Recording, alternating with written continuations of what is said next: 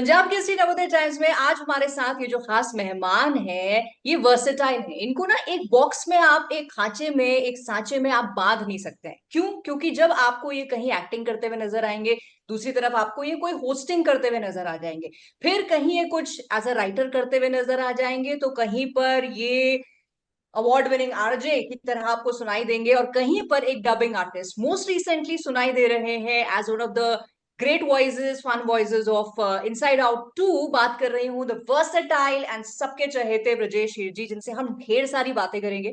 ब्रजेश, सबसे पहले पंजाब केसरी नवोदय टाइम्स में बहुत बहुत स्वागत आपका। धन्यवाद धन्यवाद। मैं सिर्फ वर्सेटाइल नहीं, मैं इतना वर्सेटाइल हूँ कि मैं टाइल भी बन सकता हूँ। फ्लोरिंग में लगा लीजिए, चल जाएगा। हाँ।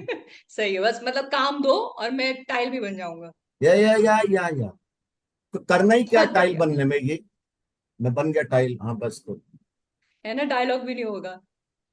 नहीं, उसमें डायलॉग नहीं, टाइलॉग होगा। आप ना इसमें भी कैरेक्टर डाल दोगे ब्रो, पता है? फिर अगली बार वो एक एक बेंचमार्क बन जाएगा कि टाइल बनना है आप तो ब्रजेश जैसा टाइल बनो। निधि, डोंट ज्यादा मैनिफेस्ट हो यार। गया ना? आप क्या बात कर, हाँ थोड़ा सा ऐसा ही बोल दीजिए कि पता चले। हाँ हाँ हाँ। No no, but you know what, ज्यादा नहीं हुआ है। Because say this to people who been following your work और पसंद करते हैं आपके काम को ब्रजेश, और अभी सुन रहे हैं आपके काम को। तो let's start with the burning topic only. कैसा एक्सपीरियंस रहा? और पहले तो कौन सी आवाज आपने वॉइस की है, जिन्होंने नहीं सुना उनको बताने के लिए। अच्छा, आप इनसाइड आउट 2 की बात कर रहे हैं तो मैंने हाँ जी। एंगर वॉइस किया हुआ है। जो मेरी पत्नी कहती है कि इसमें तो आपको मेहनत ही नहीं करनी पड़ेगी, पर खैर, अच्छा। रेज अगेंस्ट द सिस्टम वाला ना, इस उम्र में भी मतलब आइडियलिज्म टाइप होता है। खैर, बट तो एंगर वॉइस किया है मैंने, एक्सपीरियंस फैंटास्टिक था। But I am saying that dubbing artist might not be the right moniker. I am a voice actor. Hmm. You understand what I'm saying? So, uh, therefore, see, I'm not someone who's full time just behind the mic. Right. So, and I'm saying that even a dubbing artist, by very definition, is a voice actor because आप अपनी आवाज से अभिनय को उभार रहे हैं जो स्क्रीन पर दिख रहा है। हम्म। सो या एंड करेक्ट। बहुत ही मजेदार था, बहुत ही मजेदार था। बेहतरीन फिल्म, बेहतरीन कैरेक्टर। और क्या गजब के बेंचमार्क सेट किए हैं उन लोगों ने जिन्होंने ओरिजिनली इन कैरेक्टर्स को वॉइस किया। Of course inside out original अपने आप में एक, और क्या कॉन्सेप्चुअली कितना कमाल है ये। हर, मैं कह रहा हूं सिर्फ बच्चा या बालक या टीनेजर नहीं, हर इंसान के अंदर ये सारे कैरेक्टर्स हैं, और इनके साथ कैसे डील किया जाए, और इनका अंदर अंदर द्वंद्व चल रहा है। ये एक फैसिनेटिंग, मतलब माइंड एक्सपैंडिंग एक्सपीरियंस था। क्या सोच के फिल्म बनाई हुई, बहुत करेक्ट। मजेदार। राइट। अच्छा, कुछ देर पहले सोनल से मेरी बात हो रही थी और उनसे मैंने कहा था ये क्वेश्चन पूछूंगी, बट हम बाकी बातों में इतना खो गए। मैं आपसे पूछती हूँ क्वेश्चन। अब जैसे उन्होंने कहा था कि थिएटर में वो देख रही थी अपने हस्बैंड के साथ फिल्म, तो उनको ये रियलाइज हो कि सिर्फ बच्चे नहीं आए हैं, बड़े लोग भी आए हैं, एंड द बिल्कुल। Film is relatable to everybody. तो वही बात हम, मैं आपसे ये पूछना चाह रही हूँ कि जो इमोशन होते हैं हमारा, ये अंतर्द्वंद चलता रहता है, उसको जब एक आप फिल्म में देखते हो तो ऐसा लगता है कि अरे यार, ये आइडिया हमें क्यों नहीं आया। बिकॉज ये तो मेरे साथ भी होता रहता है ना, मेरे भी कई सारे इमोशंस हैं जो मुझसे बातें करते रहते हैं एक गिवन सिचुएशन में। सो अगर मैं ब्रजेश की बात करूं, राइली को हटा दें और अगर उसकी जगह ब्रजेश हो, तो कौन से कैरेक्टर्स और कौन से इमोशन से ज्यादा आप अंतर्द्वंद करते हैं? अंतर्द्वंद तो हर इमोशन का है ना। आप कोई एक पर्टिकुलर इमोशन पिक नहीं कर सकते हो सकता है कि किसी समय कोई पर्टिकुलर इमोशन का बहाव या प्रभाव ज्यादा हो किसी और इमोशन से। कहीं गुस्सा ज्यादा हुआ तो कहीं खुशी ज्यादा हुई तो कहीं दुख ज्यादा हुआ। और भगवान ना करे कि सारे इमोशंस एक साथ द्वंद करने लगे, तब तो वोल्केनिक इरप्शन हो जाएगा ना इंसान का। और जैसे मेरा ना 5.5 वर्ष का बालक बालक पनीर पालक है, ठीक है, मेरा मेरा बेटा। इनफैक्ट इनसाइड आउट के बाद मैं उसे बेहतर समझने लगा। मैंने ओरिजिनल फिल्म फिर से मैंने रिविजिट की उसे, क्योंकि हम बच्चों पे से हम कहते ना कि ये कोई समय है, ये नाटक बंद करो। अभी वो नाटक नहीं कर रहा है बच्चा, उसके अंदर एंगर उसके अंदर, फियर उसके अंदर, ग्रीड उसके अंदर, जेलसी तो खैर डेवलप करते हैं हम जैसों को देख कर बच्चे, हम्म। उसके अंदर की वल्नरेबिलिटी, ये समझ में नहीं आ रहा है उस बच्चे के दिमाग को कि मैं कैसे इसे हैंडल करूँ, इस प्यार को मैं क्या नाम दूं, बेचैन दिल को कैसे। तो मैं वो इनसाइड आउट के बाद समझने लगा। So for an adult, inside out is actually a process into a younger person's brain, into a younger person's heart and soul. तो और मैंने एक्सरसाइज की, मैंने कोशिश की कि मैं अपने इमोशंस को उस तरह डील करूं जिस तरह मैंने पर्दे पे देखा डबिंग करते हम्म। वक्त। बट वो मुश्किल होता है हमारे लिए। जब एंगर अपना सर उठाता है तो आपके पास पॉज का बटन तो है नहीं ना। So you will, as a human being, what I also understood from the film is, you will, as a human being, have to draw on an emotion that can suppress another emotion. It's a phenomenal case study. ये film के परे है inside out. Right. So I am I think वही। Extremely, क्या sorry आप कह रही थी? नहीं नहीं, प्लीज कंटिन्यू। तो वही कह रही थी ये कि वो मेरी इसीलिए इनसाइड आउट के बाद ये सीक्वल भी इसका बना। और ये मेरी खुशकिस्मती है कि मुझे ये मौका मिला इनसाइड आउट के सीक्वल में ये करने का। सो मैं इसे जब इनिशियली, तो ऑब्वियसली काम है मेरे लिए, ये मेरा काम है जिससे स्कूल की फी भर पाते हैं बच्चे की, हाय भाड़ा भी तो भरना है। अब बताइए कौन से इमोशन मेरे अंदर से बोल रहा है इस वक्त, तो खैर पियर पियर। बट मैंने इनिशियली तो काम के तौर पे अप्रोच किया, मैंने अपना होमवर्क किया थोड़ा सा, मैंने स्क्रीन पे देखा, मैं समझा, मैंने कहा इसे कैसे अप्रोच करूँ, ये सारा हो गया। ऑफ कोर्स नोट्स थे मेरे पास, एक कांस्टेंट डायरेक्शंस मिल रहे थे। बट एक पॉइंट के बाद ना मैं इसे अकेडमिकली भी अप्रोच कर रहा था काम करते वक्त। It just okay. Blew my mind, इतना मजा आया मुझे, राइट। बट बेहद मजा। ब्रिजेश, आप एक एक्टर हैं जो जैसे जब आप फिल्म करते हैं या और कोई काम करते हैं विजुअल मीडियम का, तो एक एक्टर दूसरे एक्टर की एनर्जी से फीड ऑफ करता है, उसके इमोशन, उसके रिएक्शन से उसके एक्शन आते हैं एंड वाइस वर्सा। लेकिन जब आप एक वॉइस आर्टिस्ट के बतौर काम करते हैं, लाइक इन दिस केस, जहां पर नॉट नेसेसरली आपके अदर को वॉइस आर्टिस्ट आपके साथ हैं, उस वक्त उस इमोशन को ले जाना जो कि एक फिल्म के साथ इंटेग्रल पार्ट लगे, वो कैसा होता है? कितना डिफरेंस आप उसमें महसूस करते हैं? तो जैसे मैं जब करने गया इसकी वॉइसिंग एंगर की इनसाइड आउट में, तो कुछ आध कैरेक्टर्स थे जिनका काम थोड़ा सा हुआ था, अच्छा। कुछ आध थे जिनका नहीं हुआ था। पर एसेंशियली आप फीड ऑफ कर रहे हो जो आप सुन रहे हो, और वहां ऑफकोर्स एक एक आपको भाषा की समझ काम में आती है। पर उससे भी ज्यादा बतौर एक एक्टर आपको इमोशन की समझ आ जाती है ना आवाज से। तो आप, अगर आप एंगर हो, अगर एंगर इंसान है तो एंगर कैसे रिएक्ट करेगा। और सबसे बड़ी बात कि हमारे पास ओरिजिनल का बैरोमीटर था ना। देयरफॉर मेरा काम ये था कि मैं जितना ट्रू टू ओरिजिनल रह पाऊं उतना मुझे रहना है। हम्म। सो इतना मुश्किल नहीं था ये करना। ओके। तो आपके बेटे ने आपका एंड वाला sorry, I version. Also to just to add to that, really sorry, just to हाँ। Add to that, I am saying मैंने जो वॉइस एक्टिंग की बात की, तो मैं यही इमेजिन कर रहा था कि अगर एंगर एनिमेशन ना होकर, अगर ह्यूमन बीइंग पोर्ट्रे कर रहा होता, मैं पोर्ट्रे कर रहा होता, तो मैंने कैमरा पे क्या किया होता, और वो मैं माइक पे कैसे लाऊं, हम्म। है ना। थोड़ा कॉम्प्लिकेटेड है प्रोसेस, हाँ मुझे भी अभी समझ नहीं, में पर मैं आया, वही हाँ। सोच रही थी, so being a visual medium actor, आपकी वॉइस एक्टिंग में तो बहुत हेल्प करता होगा आपको, ऑफ कोर्स, ऑफ बिकॉज आप कोर्स, उस स्पेस में जा पाते हैं। ऑफ कोर्स, ऑफ कोर्स, आप छाप तो नहीं रहे हो ना हाँ। कि अगर मेरे मेरे मैंने तेलुगु में फिल्म बनाई, उसमें इस सीन में इस पॉइंट पे मक्खी यहां से गुजरी थी इस एक्टर के नाक से, तो मुझे उस फिल्म के गुजराती रीमेक में भी वही चाहिए। तो आप मक्खी पे मक्खी तो नहीं कर रहे हो ना। पर you're staying as true to the original thought, hmm. you know, as one can, right. and that is the brief, and you should also। Correct. बेटे ने देखी है आपकी, और आपकी वॉइस सुनी, रिएक्शन? बड़ा मजा आया उसको, मतलब वो उसने उसने जब मैंने जब कहा घर पे, तो फिर पहले इनसाइड आउट ओरिजिनल दिखाई, फिर जब देखी तो वो घर आया, वो यूं था कि बाबा, बाबा। मैंने कहा नहीं करता बेटा इतना गुस्सा में रियल लाइफ में रे, मैं एंगर नहीं हूँ, वो एक्टिंग है एंगर की।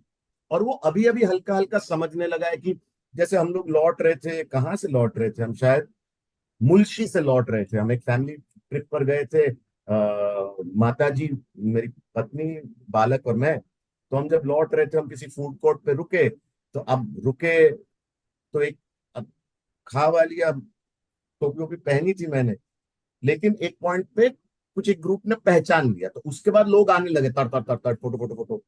उसने पहली बार पूछा कि सब आपके दोस्त हैं क्या? मैंने कहा ऐसा क्यों पूछ रहा है? कहता नहीं, सबको आपके साथ फोटो खिंचवानी है।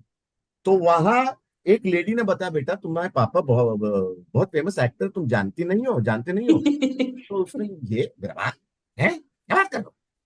तो उसे ना अब हल्का हल्का समझ में आने लगी। Right.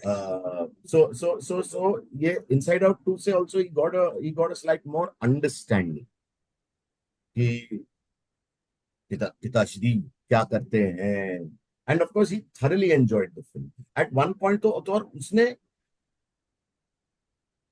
Up to a point he was just trying to figure out कि ये उसी आदमी की आवाज है, लेकिन आदमी का चेहरा क्यों नहीं है। And then he completely got into the film. और उसके साथ कई स्कूल से गए थे कई बच्चे, तो स्कूल वालों ने मतलब ग्रुप ने एक प्लान बनाया कि चलो चलो चलो देखे देखे देखे, बड़ा मजा। हाँ हाँ हाँ। ब्रजेश, आपने सारे मीडियम्स में ऑलमोस्ट काम किया हुआ है, बट अगर यू हैड टू पिक, सबसे ज्यादा फुलफिलिंग कौन सा काम आपके लिए है? जो भी बच्चे की स्कूल की फी दे पाने की कुवत रखे। यार, नहीं, but jokes I am saying, apart. ना ना, आई एम सेइंग, मुझसे ये सवाल पूछा जाता है, कई बार पूछा जाता है। I can't really pick anyone because that would mean, or genre or whatever. It would be me being unfair to the others.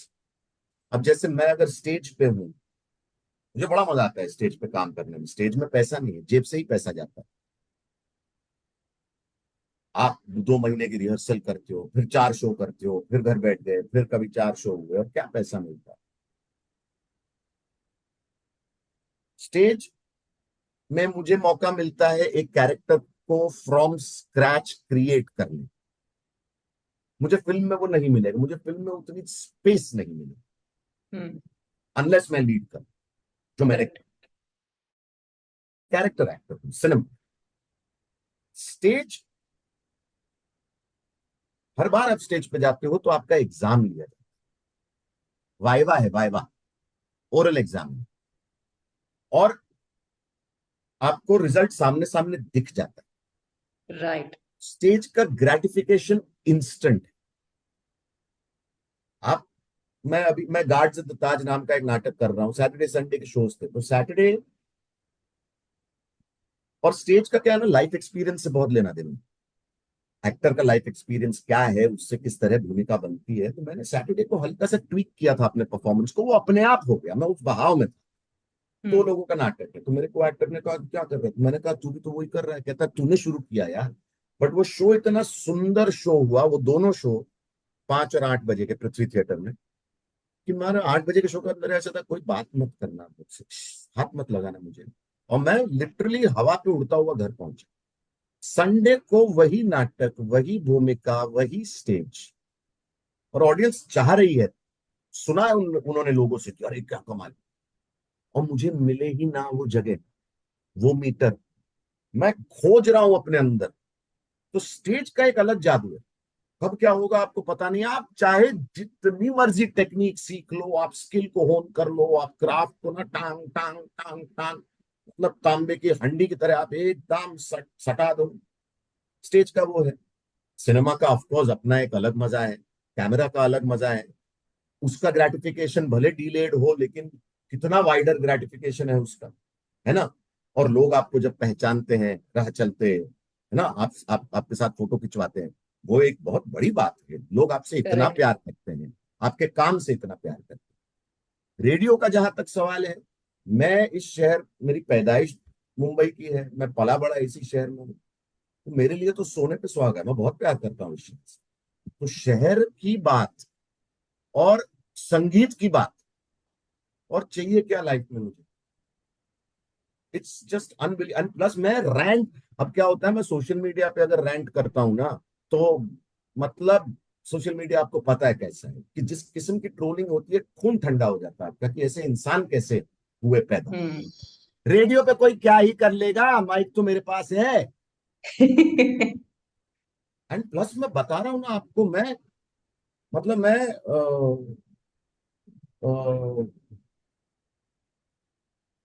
कि ये गाना लिखा है गुलशन बावरा ने। बावरा का नाम बावरा क्यों था, क्या आपको पता है? मुझे पता है। तो ये मैं शो ऑफ भी करता हूँ रेडियो पे, और लोगों को सुनने में भी मजा आता है।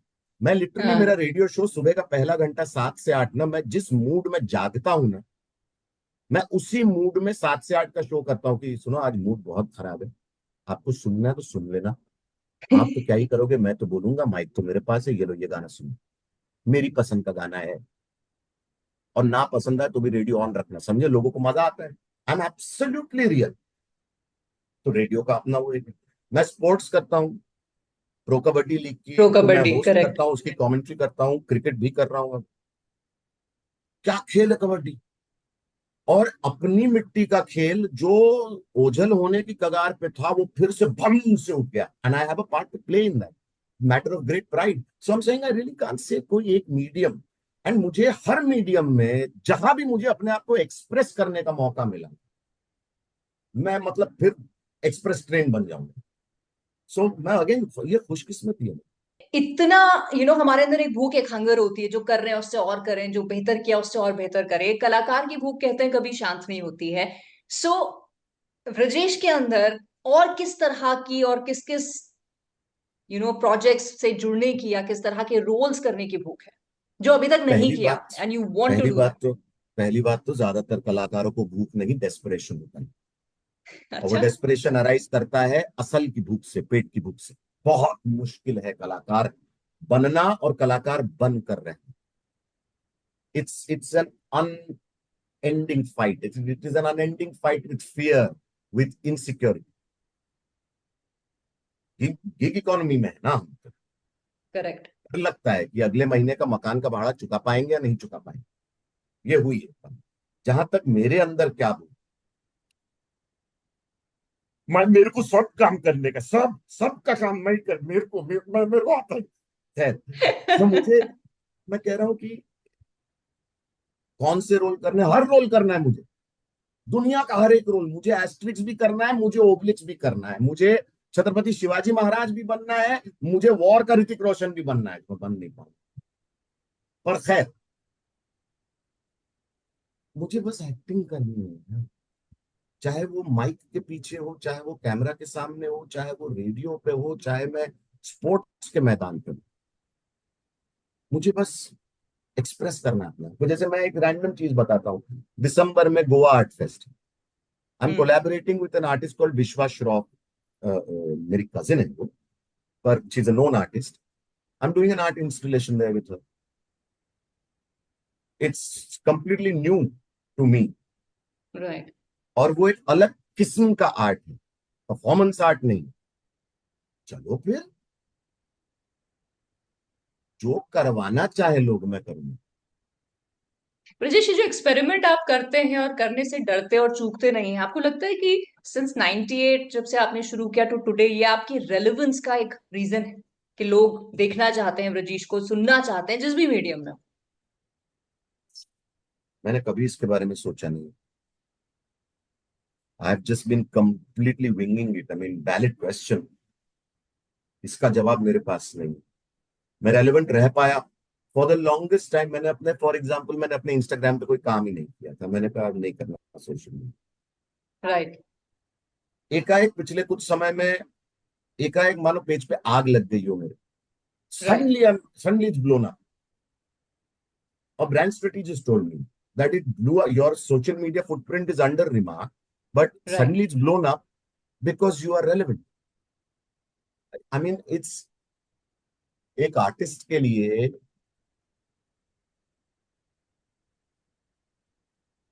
कितने 25 27 30 एक साल के करियर के बाद भी अलग अलग मीडियम्स में अभी भी रेलेवेंट रह पाना, I again use that word, खुशकिस्मत। I am blessed. आई, क्या चाहिए और?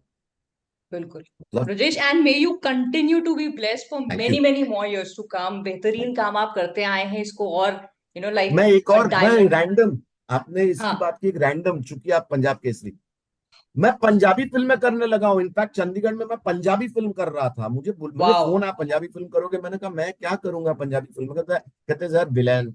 मैंने कहा मैं विलेन? कहते हाँ सर, गुजरात का सबसे बड़ा लिकर डॉन। मैंने कहा तो मैं गुजराती में पंजाबी बोलूंगा। कहते यही तो चाहिए।